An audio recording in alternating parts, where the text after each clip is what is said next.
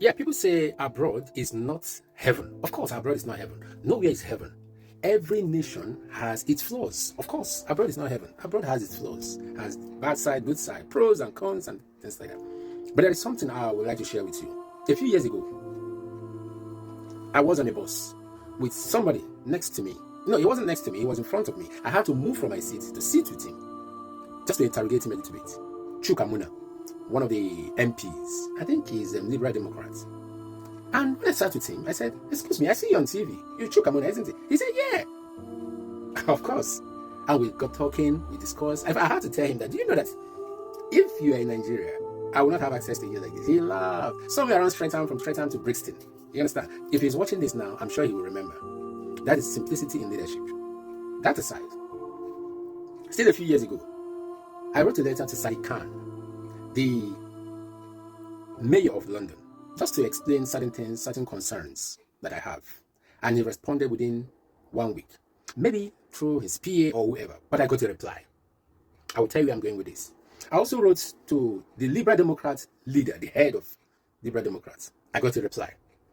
I'll tell you another one again. In 2012, by God's special grace, I was opportune to be one of the members or one of the people that worked on London Olympics as project supervisory role and logistics and all of that. And there is this particular area that nobody can step in unless you are a staff, unless you work in that department. On that very day, David Cameron visited. David Cameron was the prime minister at the time. He visited. He was not allowed access into that area. Why? Because he didn't have the required pass. I'm going somewhere with this. They had to make him an emergency pass. This is a place where me, an ordinary citizen, can just go past. And this is a man, the number one man of the whole country, United Kingdom. He could not go through. But I could just walk in and out, in and out. I'm going somewhere with this. That aside. Remember, some years ago, a man called Chris Hume. Chris Hume was Minister of Energy or something. He got himself involved in a traffic offense. And somehow he wanted to use his wife to manipulate the system. But he was caught. He was sentenced to jail, 8 months in prison. Himself and the wife, they were sentenced. Yes, he served his jail time. In fact, it was 8 months because of good behavior. It was meant to be more than that. He served. I'm going somewhere with this. Remember Boris Johnson? There was a time he had an issue with party, going for a party, not going for a party. He spent 8 minutes and he was summoned by the police. He attended. He did not decline. He attended. He was fined and he paid the fine. Boris Johnson was the Prime Minister of the United Kingdom. I'm going somewhere with this. You know where I'm going with this? Abroad is not heaven. But one thing I can assure you is that nobody is above the law. If you break the law, you pay for it. The lawmakers are not above the law. Not like in some climes. I'll give you an example. In Nigeria, a few years ago, one senator by name Elisha, he assaulted a lady in a sex toy shop. He assaulted this woman brutally.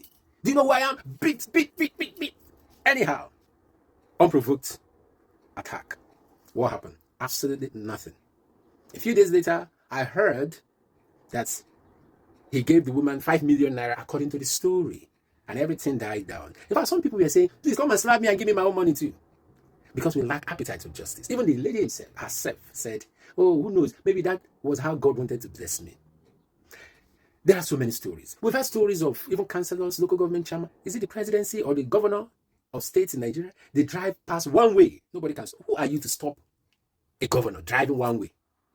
Do you know why I'm saying this? I'm saying this because the only way, I'm sorry to say this, there is something missing in our system. Nigeria is a very rich country, a great country, a very lovely country, with one of the best brains. But there is something missing, and that is accountability.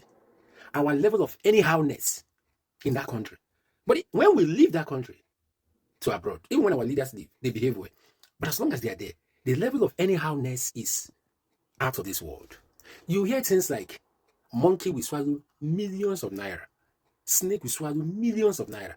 Termites will eat up millions of naira. Somebody will siphon 500 million or more, and the next thing you hear them collapse on their way to the courts, and that will be the end of the case.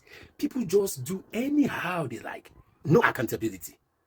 How are we going to survive without accountability? The last time, the previous president of the country, according to the story, it's not me saying this, it's on the news. He hired a big aeroplane, claiming that it was a national carrier. 24 hours or 48 hours later, the aeroplane was returned back to Ethiopia. And the Minister of Aviation came out to say that they've returned it. I mean, accountability. The question is, what would they do? I beg those people, they can't do nothing. And that is true. People don't ask questions. We lack the appetite to question things, to interrogate things, to probe things. Nigeria should be one of the best countries in this whole world. Trust me. But lack of accountability and the anyhowness, people just do anything, and that's it.